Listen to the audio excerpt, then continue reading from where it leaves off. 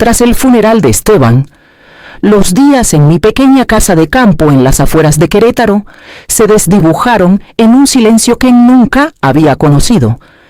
Durante 40 años, los sonidos de sus rutinas llenaron mi mundo, el roce de su silla, el murmullo de las noticias vespertinas, el arrastrar de sus zapatos contra las baldosas de la cocina. Sin ellos, las habitaciones parecían vacías de aire. Los amigos me decían que viajara, que buscara un pasatiempo, que me distrajera, pero lo que realmente quería era algo sólido. Un símbolo de un nuevo capítulo que aún honrara la vida que construimos juntos. Esteban me dejó más que recuerdos, su seguro de vida, cuidado con esmero durante décadas.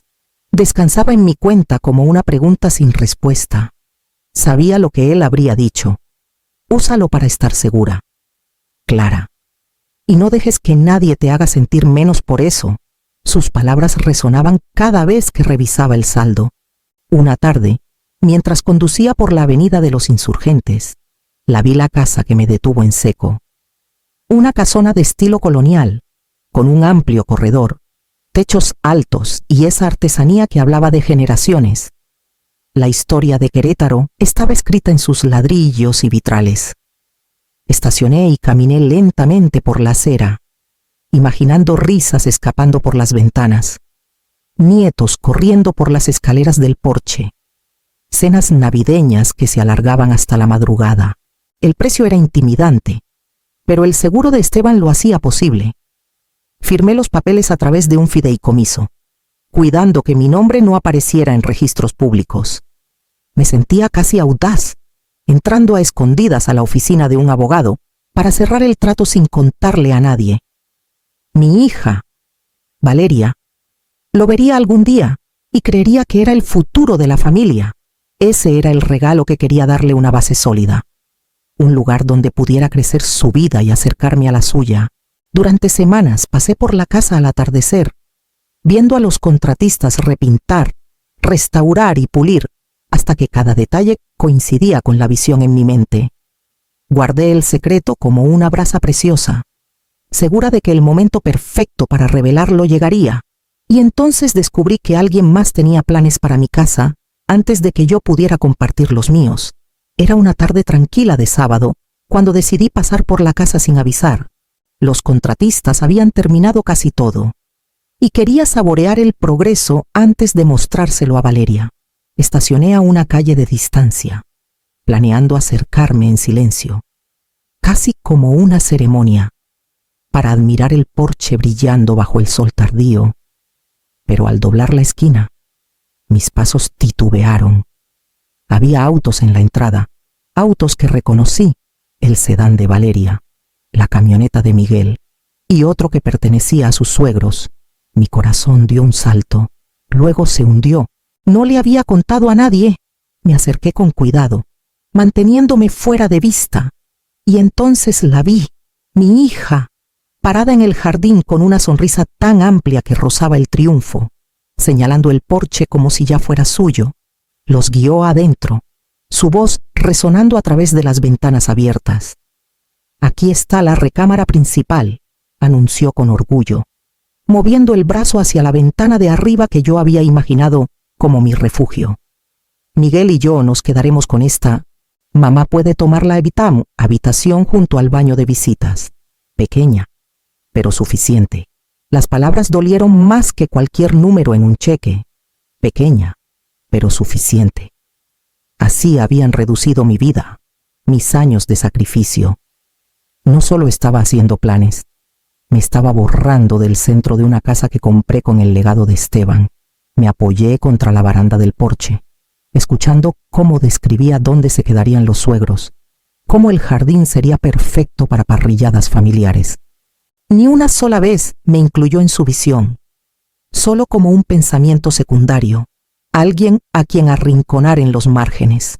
Pensé en las noches que pasé viendo a los pintores terminar los detalles, imaginando el aroma de un pavo asado flotando en el comedor.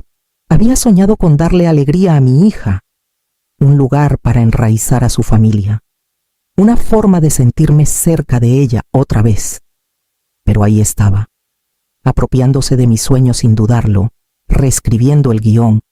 Me quedé helada, dándome cuenta de que el regalo que quería darle podría convertirse en la herramienta de mi propia disminución.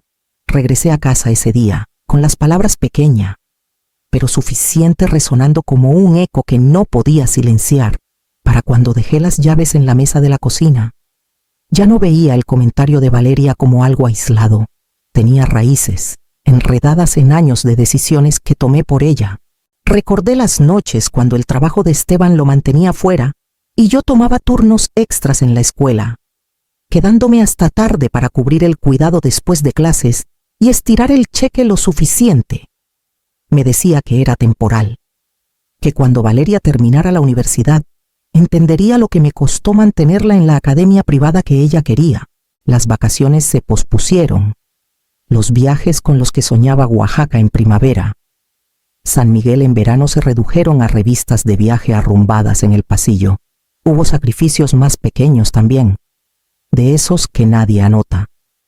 Usar el mismo abrigo de invierno por una década para que Valeria tuviera el celular más nuevo. Saltarme citas al dentista para que su colegiatura estuviera pagada. Ella nunca pedía directamente, pero no hacía falta. Un suspiro aquí, un comentario allá, y yo cedía. Lo que más dolía no eran los sacrificios en sí, sino cómo los recibía. Recordé cuando puso los ojos en blanco porque sugerí que cocinara en casa para ahorrar. Mamá, ¿eres tan anticuada? Se rió, desechando el presupuesto cuidadoso que nos mantenía a flote.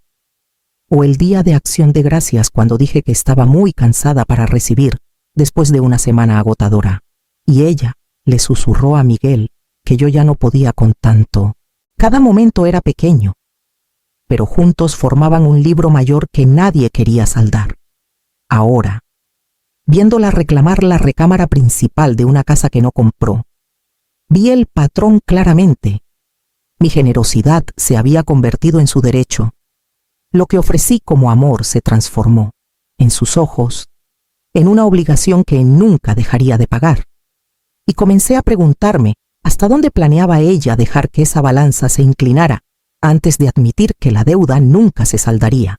2 días después de verla pasearse por la casa como si ya fuera suya, Valeria llamó con una voz tan alegre que parecía ensayada. «Mamá, no lo vas a creer», dijo. «Esa casona en Insurgentes sigue en el mercado, pero ya hay otra familia armando una oferta. Tenemos que movernos rápido si la queremos». Dejé que sus palabras flotaran en el aire. Nosotros. Esa fue la primera pista. No le había dicho que me interesaba, y aún así hablaba como si yo ya estuviera comprometida. Miguel tomó el teléfono entonces, con un tono firme y tranquilizador, como hombre que quiere sonar práctico. «Es una oportunidad única en la vida. Clara, si pudieras transferir el enganche, podemos cerrar antes de que alguien más se meta. Piénsalo como una herencia anticipada. De todos modos, vivirías ahí con nosotros, así que, ¿por qué no asegurar el futuro de la familia ahora?» Apreté el teléfono con más fuerza. La propuesta sonaba tan fácil, como si todo ya estuviera decidido, como si mis ahorros de vida estuvieran esperando a convertirse en su patrimonio. Pregunté sobre financiamiento, sobre hablar directamente con el agente inmobiliario, y Valeria soltó una risa suave. «Ay, mamá, no necesitas meterte en ese estrés. Ya tenemos buena relación con el agente. Será más fácil si yo me encargo de los detalles». Su entusiasmo era casi demasiado pulido. Su urgencia tan bien calculada que me pareció menos emoción y más actuación. Los escuché repetirse el uno al otro, usando frases sobre seguridad y legado familiar, como si hubieran ensayado el discurso. Dije que lo pensaría. Mi voz calmada aunque mi pecho se apretaba. Cuando colgué, me quedé un largo rato mirando la carpeta en mi escritorio, la escritura con mi nombre claramente listado, escondida en el fideicomiso. La casa ya era mía, pero ellos hablaban como si yo fuera solo una chequera esperando a ser abierta. Y ese fue el momento en que la sospecha comenzó a echar raíces, creciendo silenciosa, pero firme, lista para probar qué era real y qué había sido ensayado. Me dije que estaba imaginando cosas, que la insistencia de Valeria y Miguel era solo emoción desbordada. Pero la duda tiene una forma de arrastrarte de vuelta al lugar de la sospecha. Una semana después, manejé lentamente por Insurgentes, solo para asegurarme de que todo estaba bajo control. Su auto estaba en la entrada. Me detuve a media calle y observé, mi pulso acelerándose. Valeria salió primero, su paso seguro, con una carpeta bajo el brazo. Miguel la seguía, cargando una cinta métrica. Subieron las escaleras como si tuvieran una cita programada para ver la casa. Entonces lo vi. Valeria metió la mano en su bolsa, sacó una llave plateada y la deslizó en la cerradura de la puerta principal. La puerta se abrió sin problema, sin titubeos, sin sorpresa, solo el movimiento casual de alguien entrando a su propia casa. Apreté el volante, un escalofrío recorriéndome. Nunca le había dado una llave. Ninguna copia había salido de mi poder, pero ahí estaba, guiando a Miguel adentro con un gesto de la mano. Ya hablando de dónde pondrían los muebles, me quedé inmóvil, viendo la puerta cerrarse tras ellos. Mi mente trabajando para entender lo que acababa de ver. Había manipulado a alguien en la oficina de la propiedad, convencido a un contratista. Como fuera que lo hubiera hecho, el hecho era innegable. Había conseguido acceso sin mi conocimiento, y creía que tenía todo el derecho. La manipulación que alguna vez sospeché ahora era física, tangible. No se trataba solo de convencerme de gastar dinero.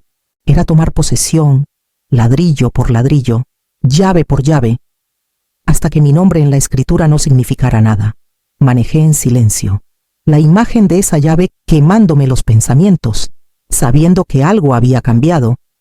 Esto ya no era sobre herencia o sentimientos, era sobre intrusión, y ya no podía ignorar la verdad parada en mi propio umbral. Para cuando llegué a mi casa esa noche, mi decisión estaba tomada. Durante meses me permití creer que solo estaba siendo generosa, que la urgencia de Valeria venía de entusiasmo, no de derecho. Pero verla abrir esa puerta con una llave que nunca le di, me quitó las últimas excusas. Era hora de actuar. A la mañana siguiente, llamé a un cerrajero recomendado por un vecino. Me reuní con él en la casa de Insurgentes, su camioneta llena de herramientas y una eficiencia tranquila que calmó mis nervios. En menos de 2 horas, todas las cerraduras delantera, trasera, lateral y hasta la del sótano fueron cambiadas. Guardé las nuevas llaves en una bolsita de cuero dentro de mi bolso, donde solo yo las alcanzaría.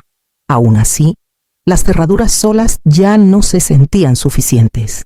Quería pruebas, algo más que mi palabra contra la de ellos si esto llegaba a un enfrentamiento.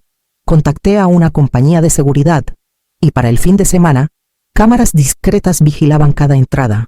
Lentes pequeños sobre la luz del porche, junto a la reja trasera, incluso apuntando al garaje. El técnico me mostró cómo revisar las imágenes desde mi celular. Un toque, y podía ver quién se acercaba, qué tocaba, cómo se movía. Por primera vez desde que Esteban murió, sentí que el suelo volvía a estar bajo mi control. La casa que parecía vulnerable, expuesta a sus planes, ahora me pertenecía más que en nombre. Ya no estaba esperando a ser borrada. Estaba observando, grabando, preparándome. De regreso a casa tras la última instalación, vi mi reflejo en el retrovisor. Mi rostro se veía más viejo de lo que recordaba, pero mis ojos tenían algo nuevo, una chispa de determinación que hasta a mí me sorprendió. A la mañana siguiente, el sistema envió su primera alerta. Alguien estaba en el porche, con una llave en la mano, luchando contra una cerradura que nunca más giraría para ellos. La notificación llegó a mi celular justo después del desayuno. Toqué la pantalla y ahí estaban Valeria y Miguel en el porche de mi casa. Valeria se inclinó, intentando meter la llave plateada en la nueva cerradura. Lo intentó 1, 2 veces. Luego negó con la cabeza, irritada. Miguel estaba detrás, brazos cruzados, sus ojos escaneando la calle. Se movieron a la reja lateral, jalándola como adolescentes atrapados fuera después del toque de queda. Observé desde la mesa de la cocina, Las imágenes claras e innegables rodearon la propiedad, probando puertas, asomándose por ventanas, su frustración creciendo con cada intento fallido. Mi café se enfrió, mientras me sentaba en silencio, grabando cada momento con un dedo firme en el botón de guardar de la app. Tras 10 minutos, Valeria sacó su celular. 1 minuto después, el mío sonó, contesté, «Mamá», comenzó. Su voz alta y preocupada. «Algo raro está pasando. La casa en Insurgentes. Deben haber cambiado las cerraduras. Nos preocupa que alguien esté intentando quitárnosla». Dejé que el silencio se alargara hasta que dolió.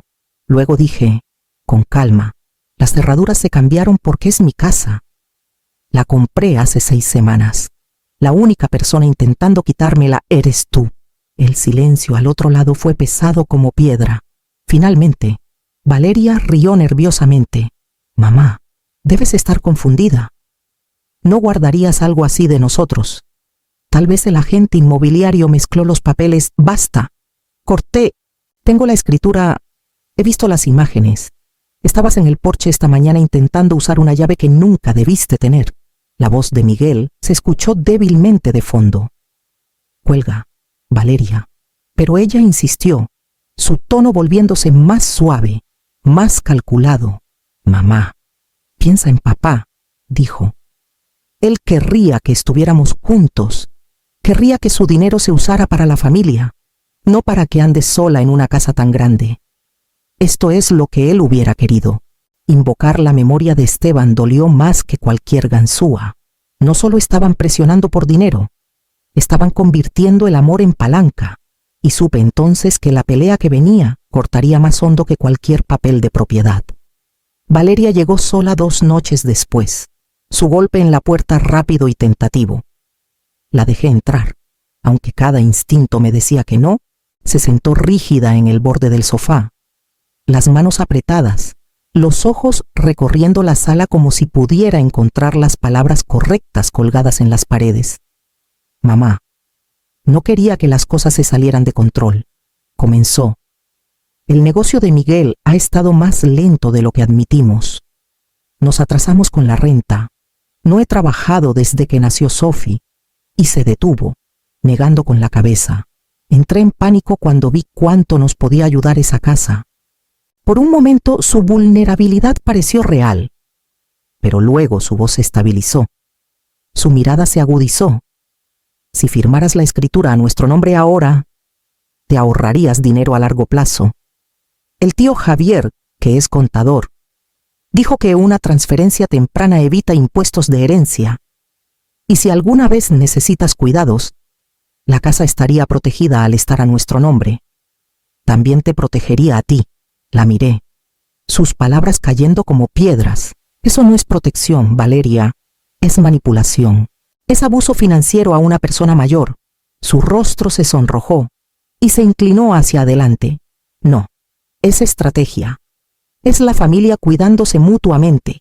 La familia no roba llaves, no finge autoridad, no presiona a alguien para que renuncie a todo lo que ha construido», respondí. Por un instante titubeó. Luego su tono cambió de nuevo, más suave, casi suplicante. «No iba a decírtelo aún, pero estoy embarazada. Necesitamos más espacio antes de que llegue el bebé. ¿De verdad vas a negar esta casa cuando podría ser un hogar seguro para tu nieto?» Las palabras cayeron pesadas.